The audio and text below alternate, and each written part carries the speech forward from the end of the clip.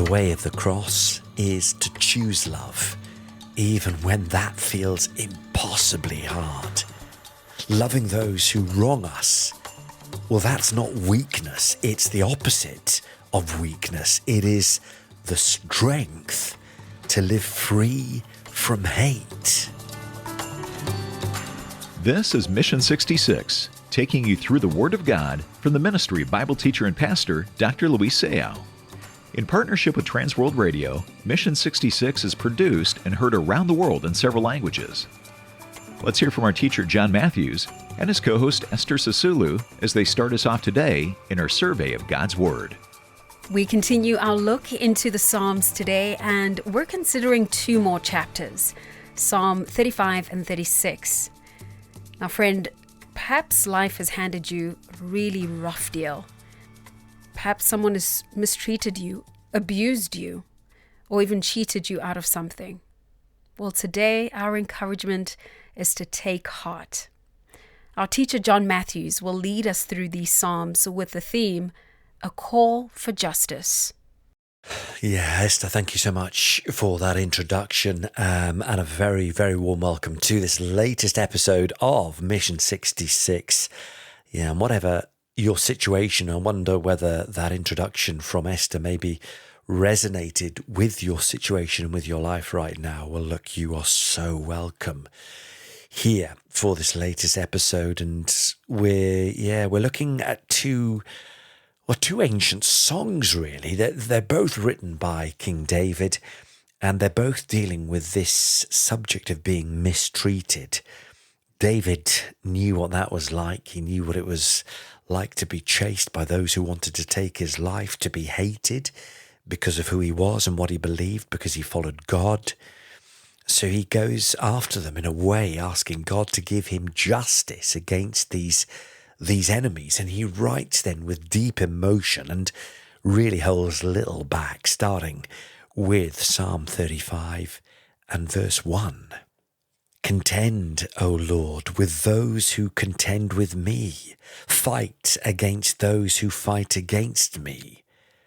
Take hold of shield and buckler and rise for my help. Draw the spear and javelin against my pursuers.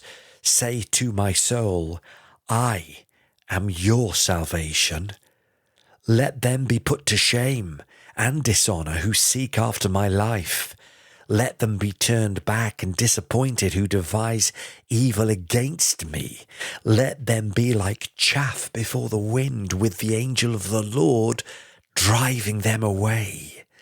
Let their way be dark and slippery, with the angel of the Lord pursuing them.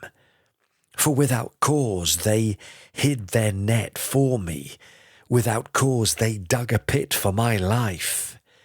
Let destruction come upon him when he does not know it, and let the net that he hid ensnare him.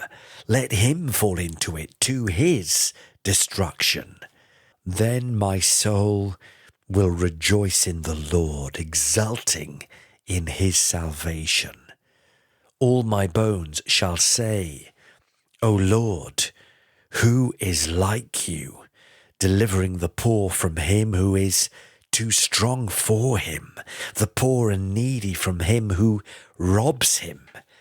Malicious witnesses rise up. They ask me of things that I do not know. They repay me evil for good. My soul is bereft.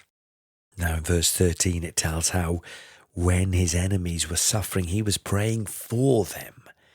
But now that he's in trouble, they come after him. But I, when they were sick, I wore sackcloth. I afflicted myself with fasting. I prayed with head bowed on my chest. I went about as though I grieved for my friend or my brother, as one who laments his mother. I bowed down in mourning. But at my stumbling, they rejoiced and gathered. They gathered together against me. Wretches whom I did not know tore at me without ceasing. Like profane mockers at a feast, they gnash at me with their teeth. How long, O Lord, will you look on? Rescue me from their destruction, my precious life from the lions. I will thank you in the great congregation. In the mighty throng, I will praise you. Let not those rejoice over me who are wrongfully my foes, and let not those wink the eye who hate me without cause. For they do not seek peace, but against those who are quiet in the land, they devise words of deceit. They open wide their mouths against me. They say, aha, aha, our eyes have seen it. You have seen, O Lord. Be not silent. O Lord, be not far from me. Awake and rouse yourself for my vindication, for my cause, my God and my Lord. Vindicate me, O Lord my God, according to your righteousness, and let them not rejoice over me. Let them not say in their hearts, aha, our heart's desire. Let them not say, we have swallowed him up. Let them be put to shame and disappointed altogether, who rejoice at my calamity. Let them be clothed with shame and dishonour, who magnify themselves against me. Let those who delight in my righteousness shout for joy and be glad and say evermore, great is the Lord who delights in the welfare of his servant. Then my tongue shall tell of your righteousness and of your praise all the day long. So this psalm, as many others, is written during a time when David is on the run, being chased by King Saul, and the army of Israel is after him for no other reason than Saul trying to keep himself in power. And God, who takes down one king and replaces him with another, was removing Saul from the throne of Israel, had anointed David to replace him. And David had on 2 occasions the opportunity to kill Saul, but he would not do it. But Saul was growing more and more unstable as the months wore on, and David was struggling to see a way out. And so he appeals to God to bring about justice. He did not want to take matters into his own hands. And so the core idea of the psalm is that injustice, wickedness, and all forms of wrongdoing cannot go unanswered. Justice must prevail, and with that expectation, the psalmist hopes that God will bring things and hurry things along to save him. And at times he seems to be saying to God, how long will you look on at this and do nothing about this? Reveals the depth of pain and desperation. And yet we also see this freedom that we have to approach God honestly, with sincerity. And the good news is, God can take it and some. Of course, he doesn't strike David down for praying with heated language. In fact, at times when we're in danger, might be just the times when when we are the most honest with our feelings, and he bids us for us to come to him like that, just as we are.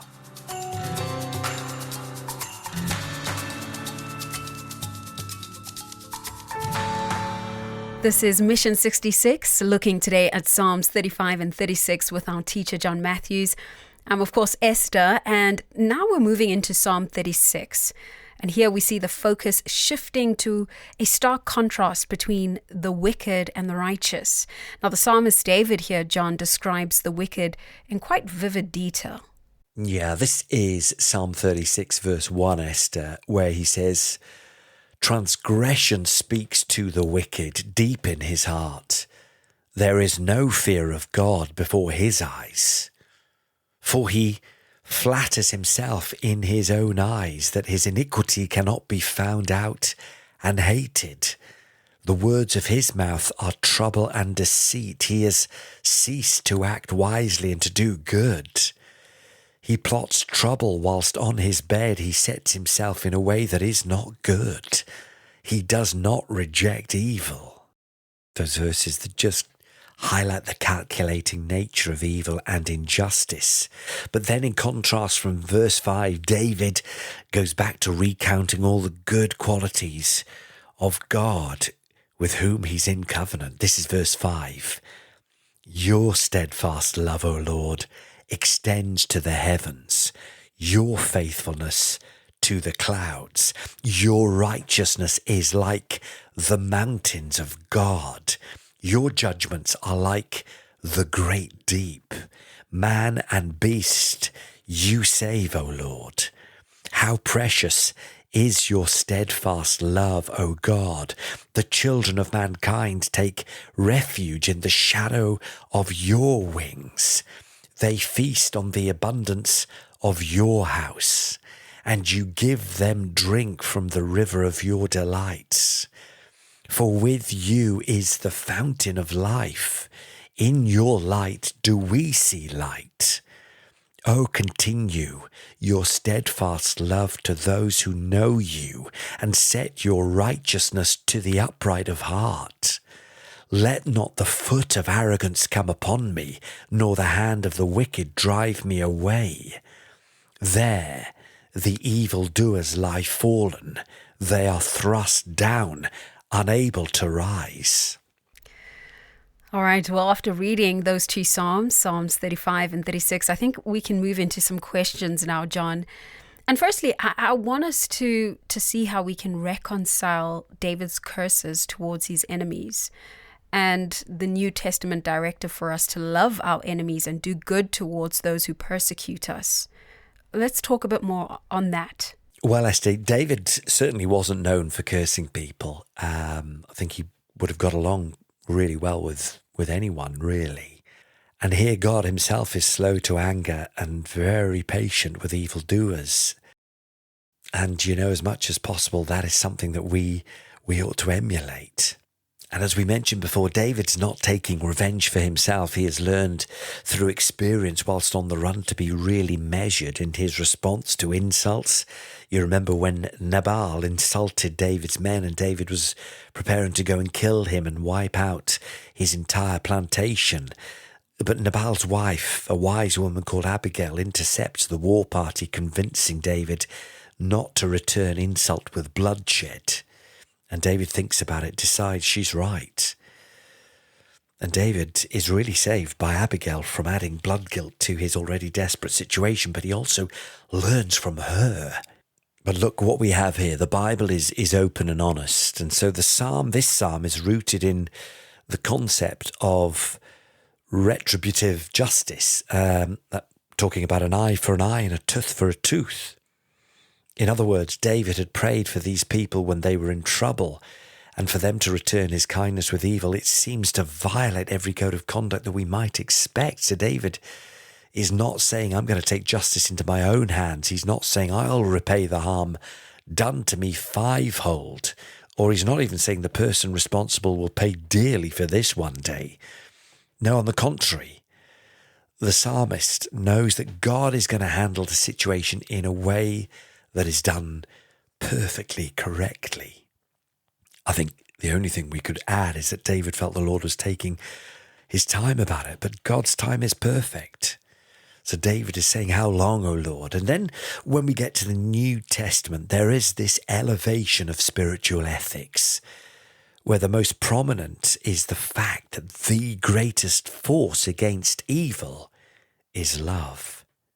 Now, individually, I can't view vengeance as the ultimate remedy against malice, because that is only likely to escalate the cycle of evil. In fact, history bears that out. So understanding this within the framework of the Old Testament's retributive justice, the psalm makes sense. It emphasizes the importance and the place of justice. However, that is not the pinnacle of virtue, nor is it the ultimate conclusion. The New Testament presents rather a superior perspective compared to the Old Covenant, which we see expressed here in the book of Psalms. Yeah. You know, you've actually just reminded me of a popular saying, justice may be delayed, but it doesn't fail. And I think I agree with your sentiments when you say that the psalmist here seems to be complaining about God's delay. In fact, in verses 17 and 22 of Psalm 35, it's almost like he's asking, does God really take his time? You know I have a God, but he seems slow at times. And I resonate with that so much because I've asked myself those very same questions, John. Yeah, me too. Me too, Esther. And that very sentiment appears, repeatedly actually through the Psalms, even sounding strange at times. The psalmist saying, Lord, how long? Here's the thing. God knows everything, and he is in control of every situation. We are the ones who don't know what's on God's agenda or what he plans to do today. So his delay is very intentional and for very good reasons, which we do not know and cannot know. And now here is an important point, I think, because sometimes God allows situations in our lives to linger. Sometimes he acts in a way that we just don't expect. But that doesn't mean he's abandoned the situation nor us. It means that he has reasons, just as a father may delay responding to his child's expectations, often for reasons that the child can't yet understand. So God may seem silent, even slow to us. And he may, and from our perspective, delay, but he's certainly never late. Mm-hmm. Oh, yes. So what are some of the practical lessons then we can draw from these two Psalms? How should we treat people who have done us wrong? Should we love them, bless them, or should we say, do as what John and Peter had done in the Gospels when there were some who had rejected the gospel and they asked Jesus, Lord, shall we pray for fire to fall from heaven upon their heads? What should be the correct response? Yeah, it's an important question, Esther. Sometimes you've heard the phrase tough love. I wonder whether you've heard that expression. And yet, real love, even when firm, is always kind. Always. So tough love can often just be an excuse for anger, for harshness, and a lack of control. Because true love never seeks to crush or humiliate. The way of the cross and the true way to deal with people who wrong us and tough situations, well, actually, it's to choose to love them, even when that seems impossibly hard.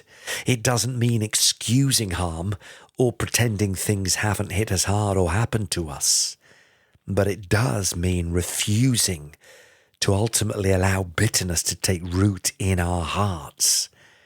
It means remembering how much grace I've needed and been shown and extending that same grace to other people. Of course, we set boundaries. I set boundaries, but I don't wish others ill. I hope they heal, that they find peace. So loving those who wrong you or I, it's not weakness. In fact, it's the opposite of that. It's the strength to live free from hate. Yeah. You know, I absolutely love that encouragement for us to love. But I suppose as we consider the world that we live in, we can say that there won't be absolute justice as long as we're still in this world, right? Yeah, perhaps not, Esther. Justice, perfect justice, belongs to God. And yet forgiveness is the path of true freedom. The American pastor and author Tim Keller once described the process this way. Forgiveness is granted often a good while before it is felt, not felt before it is granted. It is a promise to not exact the price of sin from the person who hurt you. It is likely you have always thought, well, I have to feel it before I grant it. I have to start feeling less angry before I start to not hold them liable. But if you wait to feel it, that is forgiveness, before you grant forgiveness, you will never grant it. You will be locked in anger prison. So forgiveness primarily is a choice. And the feelings, if we choose to forgive and ask God's help to deal with our powerful emotions of anger, well, they will follow. The feelings will follow and the anger will dissipate if we make that choice. Wow. I mean, you truly describe the beauty of forgiveness there. And, it kind of makes some of my situations or difficulties in life kind of seem a little insignificant in the greater scheme of things. Certainly there's a time when we have to just steel ourselves and look at things. But if something bothers us, Esther, then it comes from a place which deserves attention, and so important not to bury those things. We, may describe in the context of some greater story of forgiveness, we might feel that they're significant, but sometimes they're not. So we just have to bring everything that we feel to God, and that's okay and the right thing to do. And there are times when we are hurt by things and all we can do is mourn. All the anger in the world is not going to undo what has been done. But forgiveness has the potential to bring about generational change. And it places us in the beautiful footsteps of the crucified Christ, who through the power of forgiveness became the risen Christ. This is such an important message, John, and I'm so thankful that, we've had this conversation and that you've helped put things into perspective for us. And so, as we think about all of this, what are some of your final thoughts?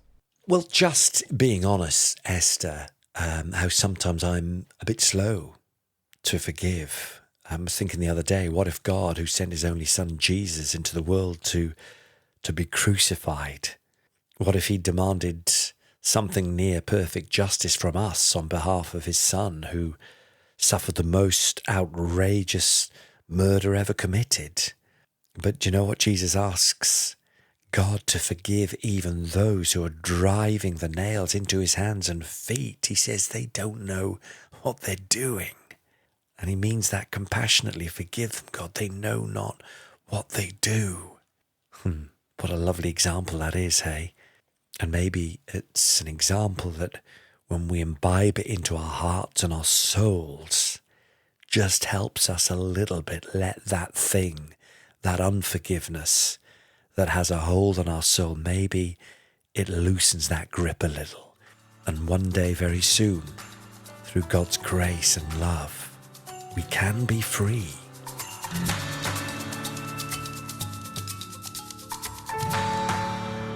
Well, my dear friends, I trust that this has been an impactful time spent in the Psalms.